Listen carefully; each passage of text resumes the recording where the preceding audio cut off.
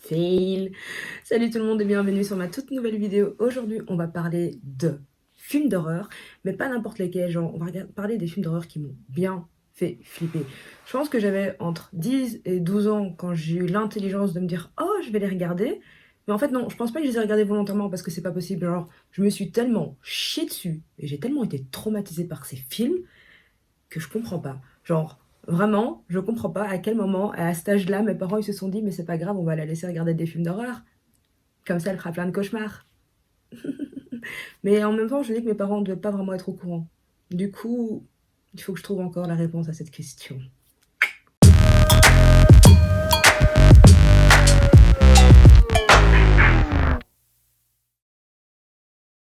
Alors, je sais que certains vont sûrement me dire « Mais meuf, comment ça se fait que t'as peur des films d'horreur? Enfin, tu regardes que ça et en plus t'es à fond dans le paranormal. » Il faut savoir que c'est seulement vers mes 16-17 ans que j'ai commencé à regarder des films d'horreur à gogo. Donc, avant, quand j'avais 12, 13, 14 ans, ça me dégoûtait, genre, ça me faisait trop peur. Et du coup, je me suis dit « Bah attends, si je faisais justement une petite vidéo pour vous présenter ces films qui m'ont traumatisé, mais en plus de ça, regardez justement les scènes qui m'avaient dead quand j'étais plus jeune, genre dead. Parce qu'il faut savoir que certains de ces films, certes, je les ai peut-être vus, comme ça, tu vois. Genre, en gros, j'ai tellement été traumatisée quand j'étais jeune que je veux pas revivre cet instant, genre, absolument pas du tout. Le premier film dont je vais vous parler, eh ben, c'est tout simplement Le Cercle, aka The Ring, qui est sorti en 2002 et qui a été produit par un certain Gabinski, un truc du style, je sais pas. Je sais juste que ce gars a produit Les Pirates des Caraïbes 1, 2 et 3. Donc je suis en mode, mais c'est quoi le contraste de ouf entre genre les films d'horreur qui traumatisent les gens et les Pirates des Caraïbes, genre le divertissement familial, tu vois. Enfin, pour moi, c'est un divertissement familial, on est d'accord. Bref, en gros, l'histoire du cercle... Ah oui, il faut aussi savoir que c'est un remake d'une version japonaise que je n'ai pas vue, parce que les versions japonaises me font encore plus flipper que les versions américaines. On est d'accord. Donc le cercle, pour ceux qui ne l'ont pas vu, c'est en fait l'histoire d'une légende urbaine basée sur une cassette vidéo. Et en fait, quand vous regardez cette cassette vidéo, vous recevez un coup de fil qui vous dit justement que vous allez clamser dans un délai de 7 jours. Et en fait, l'histoire commence justement avec le décès de 4 adolescents de façon assez what the fuck en une semaine. Et en fait, dans ces adolescents, une des victimes est en fait la nièce d'une journaliste. Et cette journaliste va se dire « Je vais essayer de trouver pourquoi ma nièce est dead de façon hyper what the fuck. » Et bah du coup, elle décide de partir à la recherche de la cassette. C'est pas une bonne idée. Et elle trouve la cassette. Pas une bonne idée non plus. Et elle fait quoi? Elle regarde la cassette. Donc, comme vous en doutez, bah, il lui reste 7 jours pour clamser. Et du coup, bah, son but, c'est de pas clamser. Et en fait, moi, il y a une des scènes qui m'a genre vraiment dégoûtée, c'est quand un de ses compagnons, de ses amis, de ses collègues, je sais plus exactement, ben, regarde aussi la cassette vidéo, enfin, avait regardé la cassette vidéo, et il s'avère que ben, le 7e jour venait d'arriver. Et du coup, bah, il meurt.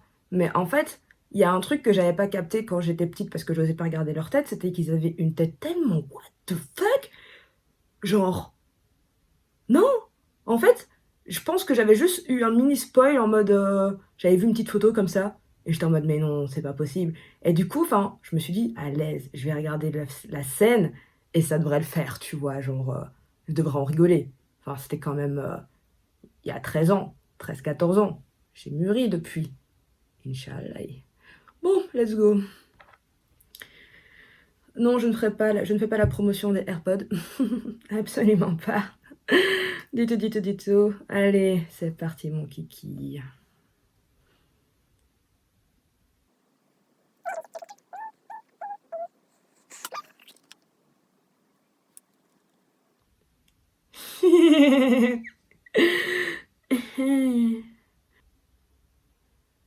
Voilà, le début, ça va. On gère la fougère. Genre, la tête de la meuf, ça va, c'est un kiff. On dirait qu'elle est restée dans l'eau pendant 400 ans. Moi, je veux voir la gueule du mec, en fait. Je veux voir sa tête. Attention. Si je pleure, les gars, c'est... Suspense. C'est horrible. Non, c'est... Ouais. Ça va, en vrai, ça va. Genre, en fait, c'est juste dégueulasse. C'est juste dégueu. C'est pas genre flippant. C'est dégueu. Donc, tranquille. Putain, tant d'années comme ça dans le déni pour rien. Il faut savoir que j'ai vu le cercle 2 et du coup, le 2 j'ai vachement rigolé, je sais pas pourquoi, je l'ai regardé la première fois, je trouvais ça vachement plus drôle que ce à quoi je m'attendais. Du coup, j'étais un petit peu déçue, mais c'est pas grave, hein. En tout cas, le premier m'a tellement traumatisée. Et quand je vous dis que j'étais traumatisée, c'est du style que j'ai fait des cauchemars pendant des années. Mais littéralement, je pense que pendant 2 3 ans, j'ai fait des cauchemars de ce film tellement il m'a dégoûtée. Et la première nuit, enfin la nuit où j'ai vu ce film, genre je me rappelle, j'ai voulu aller dormir avec mes parents. Et ma mère, elle m'a tège en mode fallait pas regarder des films d'horreur, maintenant faut assumer quoi. Mais j'avais 10 12 ans, c'est pas de ma faute, enfin faut comprendre. Et je me rappelle, c'était vraiment la pire nuit de toute ma vie parce que je m'imaginais que Samara allait débarquer dans ma chambre et qu'en fait elle était juste dans le couloir, qu'elle se pavanait et tout, tu vois. Et comme en plus, bah, dans le film, elle sort d'une TV et qu'il y avait une télé dans la pièce à côté, c'était ouf. C'était ouf. Mes parents, ils ont voulu m'acheter une TV, après j'ai refusé. C'était pas besoin de télé, c'est bien la vie sans télé, je vous jure, c'est. Machallah. Le deuxième film dont je vais vous parler, c'est Le Vaisseau de l'Angoisse qui est sorti en 2002. Genre, à croire que tous les producteurs se sont donné le mot en mode en 2002, les gars, on sort un film de guerre qui traumatise tout le monde. Enfin bref, Le Vaisseau de l'Angoisse est donc sorti en 2002 et raconte l'histoire d'un équipage, enfin en fait c'est on va dire des chasseurs de trésors sur un bateau, voilà, qui voilà s'amusent à remorquer des bateaux, à voir s'ils peuvent pas trouver des objets qui contiennent, enfin de valeur justement, et bah en fait leur vie est basée sur ce travail d'équipe. Et justement, bah, cette équipe se retrouve dans un bar pour justement fêter une de leurs dernières missions et de leurs dernières trouvailles, lorsqu'ils se font genre aborder par un pilote qui leur dit en fait qu'à un moment donné il a survolé genre la mer et qu'il aurait vu une épave d'un bateau et que ben il veut bien leur dire où se trouve l'endroit de façon à ce que voilà bah eux ils découvrent un bateau abandonné et en échange bah lui il gagne une prime. Donc l'équipe est en mode les gars c'est le bon plan, on y va, on embarque. Donc l'équipe embarque sur son bateau avec justement ce petit pilote et arrive justement devant l'épave d'un immense bateau de luxe qui a disparu dans les années 1960 avec genre 600 passagers et on n'a plus jamais de nouvelles de ce bateau, genre on n'a jamais de traces, on n'a jamais su ce qui s'était passé et eux, bah justement cet équipage se retrouve devant ce bateau en mode ok les gars, un grand bateau de luxe abandonné, il y a moyen de se faire full thune. Sauf que non, pas du tout. Bah, en fait, dès qu'ils arrivent au niveau du bateau, ils commencent à avoir d'énormes soucis. Bah, il y a des problèmes mécaniques, genre les moteurs qui tombent en panne, il y a des incendies. Et ensuite, bah, c'est l'équipage qui va commencer un peu à se faire zigouiller, mais par des fantômes. Car, ouais, en fait, le bateau est hanté. Et en fait, ce film, euh, ils ont commencé fort parce que j'ai même pas eu le temps de profiter du film avant d'être traumatisée, parce que c'est la première scène d'ouverture qui m'a dégoûtée. En fait, bah, c'est tout simplement genre tous les passagers qui sont sur le pont du bateau qui profitent parce qu'il y a un bal qui est organisé. Donc on les voit tous danser, nanani nanana, pampela pépère, et d'un coup, oui, il y a un câble genre en acier, en métal de ce que vous voulez, genre les câbles violents qui coupent, trop grave, qui d'un coup traverse toute la piste. Alors, je vous laisse imaginer la suite. Moi, j'avais genre toujours 11 ans quand j'ai vu ça. J'ai fait, mais c'est pas halal ce genre de truc, c'est. Non, j'ai regardé les films, j'étais traumatisée pendant tout le film, je suis en train de me chier dessus littéralement. Et ça m'a dégoûtée. Parce qu'en fait, il faut savoir que moi, le truc qui m'a vraiment le plus dégoûté dans les films d'horreur, c'est pas du tout le fait d'avoir peur ou quoi que ce soit. Justement, j'adore ça. En fait, ce qui m'a dégoûté, et parfois me dégoûte encore maintenant, c'est genre les membres, genre quand t'as quelqu'un qui se fait décapiter. Enfin, maintenant ça va. Mais avant, genre les gens qui se faisaient décapiter, qui se faisaient amputer d'un bras ou d'une jambe, c'était le truc qui me faisait le plus peur. Genre, ça m'a vraiment dégoûté. Et du coup, quand tu vois cette scène où t'as genre plus d'une centaine de passagers qui se fait découper, ben, t'es pas bien. J'étais pas bien. J'étais vraiment pas bien. Donc. J'ai même pas envie de revoir la scène. En fait, si, je suis sûre que ça va me faire rire. Du coup, vu que maintenant, moi, les films d'horreur, en général, je me tape des barres. C'est vrai que mes potes comprennent pas. Des fois, on peut se regarder un film à deux. Et d'un coup, vous allez voir, Sarah, mort de rire devant un film. Genre, bah, c'est bien parce que la vidéo commence direct aussi. Est-ce que je suis toujours aussi dégoûtée, dis donc Mais j'ai quand même mon cœur qui bat. Hein. C'est un truc de malade. Hein. Oh. En fait, là, ils ont tous été coupés, mais ils bougent plus. je... Oh non.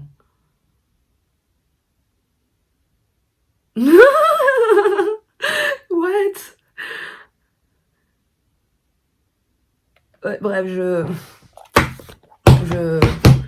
oui, en effet, les membres coupés, je n'ai toujours pas digéré ce genre de choses, visiblement. C'est d'ailleurs pourquoi je suis tellement déboussolée, j'ai abandonné mon iPad et... Ah my godness, comment on peut... Non mais sérieux, les gars, à quel moment il y a un gars, il s'est dit, genre, je me fais trop chier, je vais tourner un film où les gens, ils vont être crin. C'est Resident Evil 1, qui est sorti en 2002, je suis sûre que c'est sorti en 2002 aussi, genre je vais même pas regarder, ça a sorti en 2002. Pour ceux qui connaissent, et même ceux qui connaissent pas, bah, vous devriez savoir que tous les Resident Evil, en fait, c'est basé de base sur un jeu vidéo qui a eu un énorme succès. J'ai déjà eu l'occasion d'essayer, et c'est un truc de ouf, mais les films, ils sont encore... Waouh, genre c'est trop bien. Avec Mila Jovovich, je suis sûre que j'ai trop mal dit, mais je suis sûre que c'est Jovovich. En tout cas, je sais que c'est Mila quelque chose et que c'est une actrice de ouf. Et du coup, en fait, dans Resident Evil 1, l'histoire commence avec justement Alice, jouée par Mila Jovovich, qui se réveille dans un manoir, enfin, elle se réveille plus précisément dans une baignoire située dans un manoir totalement naked. Et elle est en mode, qu'est-ce que je fous là? En gros, elle est tout à fait amnésique, elle sait pas du tout ce qui se passe. Donc, c'est la loose. Et enfin voilà, elle commence un peu à se promener dans le manoir pour savoir un peu ce qui se passe, où elle se trouve exactement. Et elle fait la rencontre d'un autre gars. Et justement, bah, ils se font embarquer par un commando. Genre, t'as des flics qui arrivent là, armés de nulle part, qui les embarquent en mode « Les gars, on a besoin de votre aide ». Et en fait, ce commando, il faut savoir que... comment je vais expliquer ça? Mon dieu, c'est hyper chaud à raconter Resident Evil. En fait, vous avez le manoir, et juste en dessous du manoir, vous avez un laboratoire pharmaceutique top secret, qui est en fait tenu par Umbrella Corporation, genre une entreprise, on sait pas du tout ce qu'elle fait. Enfin, elle cache un peu les trucs, tu vois, genre les vaccins, c'est ça, un peu creepy. Et il faut savoir que ce laboratoire se situe, en fait, c'est un laboratoire souterrain. Donc, il est vraiment sous terre. Genre, vous avez des niveaux incroyables, mais tout est situé sous terre. Et dans ce laboratoire, on a libéré un virus mortel. Et selon les caméras de surveillance, tous les employés sont morts, sauf que ils sont pas morts de façon très normale. Genre, tu meurs pas de cette façon. Enfin, c'est weird, c'est trop chelou, tu vois. Et en fait, on découvre avec le commando en question, nanani nanana, que c'est en fait l'ordinateur central qui a pris le commande de tout le complexe, et qu'en fait, le virus a transformé tous les gens en vieux zombies assez déter et furax qui sont prêts à vous sucer le sang comme jaja. Et franchement, le film est top parce que c'est pas un style de film de zombies en mode à la Walking Dead ou pas, c'est genre vraiment en mode... Il y a de l'action, quoi, ça bouge vraiment, genre moi j'ai vraiment bien kiffé, puis il y a quand même une histoire, une continuité, et on est vraiment dans l'intrigue et tout. Et en fait, c'était un de mes premiers films d'horreur. En fait, là, je vous fais vraiment le top de mes premiers films d'horreur, sauf le dernier, vraiment pas, heureusement. Et donc là, en fait, c'était encore aussi une scène avec des gens qui se faisaient couper à cause d'un laser. Et je vais pas revoir la scène maintenant parce que ça va, j'ai réussi à... Les Resident Evil, je les ai tués, du coup, j'ai quand même réussi à voir la scène. Mais ça a été vachement moins dégueulasse que le film que je viens de voir avant. C'était quand même moins violent. Enfin bref, en tout cas, les Resident Evil, franchement, c'est un film que vous devez absolument regarder. Enfin, c'est des films que vous devez absolument regarder. Ça déchire. Et je suis triste que c'est fini. Il y en a 6, je pense, au total, donc vous avez de quoi faire. Mais ils sont mortels, genre grave. Mortels. Ce film est assez spécial et très spécial et très particulier parce que j'ai jamais réussi à le finir. Je l'ai regardé quand j'avais 16-17 ans, un truc du style, et j'ai jamais réussi à finir ce film. Parce qu'il faut savoir que, déjà, c'est A Serbian Movie, ou A Serbian Film. Je sais pas si vous connaissez, si vous en avez déjà entendu parler. Et si vous en avez déjà entendu parler, je suis sûre que c'est pas en bien. C'est pas du tout en bien, parce que ce film, c'est... Il faut aussi savoir que ce film n'a pas été diffusé dans plusieurs pays comme l'Espagne, le Brésil, la Nouvelle-Zélande, l'Australie ou la Norvège, parce qu'en fait le gouvernement trouvait que le film dépassait les limites de tout et allait au-delà de la morale en fait, genre c'est vraiment... En fait, il faut savoir que c'est un film, comment dire ça, qui mélange film d'horreur, stuff movie, porno, histoire pornographique, et faites un mélange de tout ça et vous avez vraiment une histoire euh, incroyablement horrible. Vous allez me dire, mais pourquoi t'as regardé ça? En fait, moi, quand j'ai regardé ce film, je connaissais pas l'histoire de Serbian Film. Genre, on m'a dit, écoute, Il y a un film d'horreur trop ouf il est trop trop hard à regarder, mais tu vas kiffer. C'est vraiment un film d'horreur qui fait trop trop peur. Enfin, Mais non, gros, en fait, il fait pas peur. Il fait pas du tout peur, ce film. Enfin, moi, j'aurais aimé avoir peur quand j'ai vu.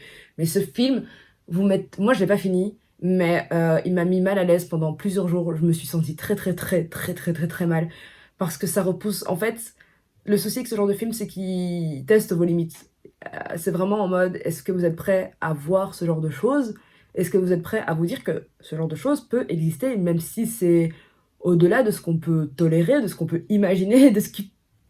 Non, honnêtement, moi, si je vous dis, sincèrement, n'essayez pas de regarder ce film, n'essayez pas de trouver des vidéos de ce film sur YouTube ou quoi que ce soit, parce que moi, genre, juste en essayant de trouver la scène finale, j'ai pas été bien, juste en voyant des miniatures, je vous le dis, et rien que des titres, parce que ça me rappelait un peu quelques scènes, mais honnêtement, ne regardez absolument pas ce film pour votre bien, pour votre bien-être, pour votre morale, pour votre mental, genre vraiment. Et en fait, là, je sais même pas si j'ai envie de regarder la scène, parce que c'est quand même genre... Les gens qui me connaissent savent que moi, les films d'horreur, j'adore. Mais ça, c'est chaud. Ah ben, si je vous parle pas du résumé, c'est un peu compliqué. En fait, donc, le film, c'est un film serbe qui a été produit en 2010 et qui raconte justement l'histoire d'un homme, une ex-star du porno qui vit avec sa femme et ses enfants dans une situation assez difficile parce que voilà, la Serbie vient d'être, enfin, ressort d'une période où elle a été ravagée par la guerre et des conflits politiques à cause du communisme. Et bah, cet ex-acteur se retrouve dans une situation financière assez complexe et il voudrait absolument bah, trouver un job ou quelque chose pour bah, subvenir aux besoins de sa famille. Et en fait, une ex-collègue, le contacte en lui disant que bah, elle a trouvé un plan boulot qui pourrait vachement l'intéresser et elle lui présente un homme. Et cet homme-là, c'est genre un producteur assez mystérieux, donne pas beaucoup d'informations et en fait, il promet à l'acteur principal une somme énorme, une somme qui pourrait justement l'aider à subvenir aux besoins de sa famille pour une très très très très très très très très très très longue période, et qu'en fait la seule chose qu'il a à faire c'est tourner dans un film dont il ne connaît absolument pas le scénario, et c'est tout. Non, ma question est un peu perplexe en mode c'est un peu chaud, je connais pas du tout l'histoire, du coup je fais quoi? Et il se dit bon c'est un film, donc je vois pas ce que je pourrais faire d'incroyable dans un film qui pourrait être au-delà de ce que j'accepte quoi. Et en signant en fait ce contrat, bah, il signe carrément un pacte avec le diable, littéralement, parce qu'il va devoir être amené à réaliser des scènes que je vais même pas vous expliquer, que je vais même pas vous détailler, mais c'est des scènes que personne qui sein dans sa tête peut regarder quoi. Et c'est pour ça que moi le film, je crois que je me suis arrêtée à la moitié, voire même avant la moitié, parce que c'est tellement insoutenable. Mais du coup, est-ce que je regarde? Je vais juste commencer. Et on va voir, on va clairement voir ce que c'est.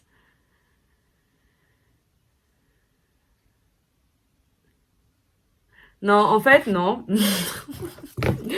Non, je ne vais pas regarder parce que ça me rappelle des... Non, franchement, c'est horrible. Et en fait, déjà en recherchant donc, la scène, comme je vous dis, j'ai vu des scènes et j'étais pas bien. Genre, avant de commencer à filmer, j'étais pas bien du tout. Et juste là, en regardant les extraits, j'ai mon corps qui a commencé à se dire No, no, it's not a good fucking idea, don't do that. J'adore mon accent, de ouf. Mais ce genre de film, ça va beaucoup trop loin. Et je sais pas c'était quoi vraiment le but du producteur. Parce que j'ai un peu fait des recherches par rapport à ceux qui gèrent ça, quoi. Et c'est pas du tout dans leur style. Enfin, ils ont plusieurs styles de films. Mais celui-là, je me demande c'était quoi vraiment le but. Est-ce que c'était pour se dire, les gars, bah en fait, il y a des choses que vous ne savez pas, mais qui peuvent vraiment exister et qui vont au-delà de la morale? Je ne sais pas. Moi, le seul truc que je vais vous dire, c'est que là, je vais aller regarder Adventure Time, je crois. Il y a une licorne dedans, du coup, je pense que j'ai besoin de regarder une licorne. Ouais. Non, ouais, vraiment, parce que là... Mais voilà, écoutez-moi, si vous voulez regarder des films d'horreur, regardez des films d'horreur, genre, renseignez-vous avant de regarder des films d'horreur. Par exemple, ceux que je vous ai présentés, tels que Le Cercle, Le Vaisseau de l'Angoisse ou encore Resident Evil, ça va. Mais faites-moi la promesse de ne jamais essayer de regarder un Serbian film, parce que franchement, vous allez pas bien. Et s'il y en a un qui essaient de le regarder. Venez pas vous plaindre chez moi en mode c'est toi qui en as parlé, moi je vous ai dit de pas le regarder, vous ne le regardez pas, c'est tout. Et si d'ailleurs vous vous ennuyez et que vous avez envie de vous faire des films d'horreur ou d'en découvrir, bah regardez la saga Les Sauts, les Destinations Finales, genre bon là vous allez plus être dégoûté qu'avoir peur en fait, parce que c'est pas vraiment des films d'horreur qui font peur, c'est plus des films d'horreur qui sont en mode dégueulasse quoi. Du coup voilà, c'était encore une nouvelle vidéo et on se retrouve bientôt.